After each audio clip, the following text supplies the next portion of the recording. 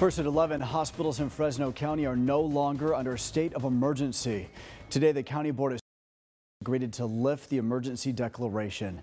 But health officials say the issues that caused the county to enter a state of emergency a month ago in the first place are still ongoing countywide. CBS 47's Catherine Phillips is live outside CRMC in Fresno with why they say they're still in crisis. Catherine.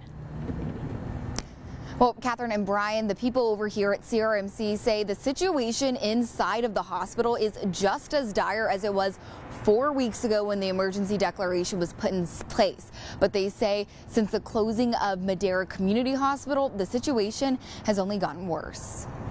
Although I am supporting removing the state of emergency, we've got a serious problem in our hospital systems in Fresno County and the Central Valley. In the midst of a surge of flu, COVID, and RSV cases in January, the Board of Supervisors voted to enter a state of emergency for Fresno County's hospitals, hoping to get attention from state and federal leaders. Director of the Fresno County Department of Public Health, David Lucchini, says even with the spread of COVID, RSV, and the flu slowing down, hospitals are still full. We've got a lot of health issues in this community, and it's putting a lot of pressure on these hospitals. That's not going to go away.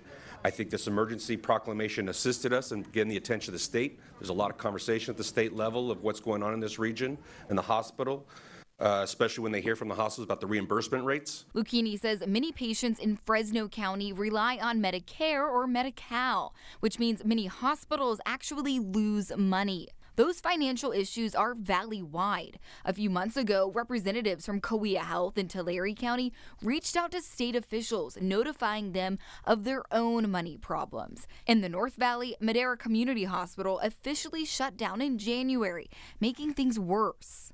Today in the hospital, almost half of our nurses are operating at what we call crisis ratios. CRMC's Dr. Danielle Campaign says the declaration had to end eventually. If you continue the declaration for a year or 2 years, it's not going to change, but we do have this crisis that's continuing. I kind of feel like we're a pot of water boiling, and every once in a while we boil over, and right now we're just boiling.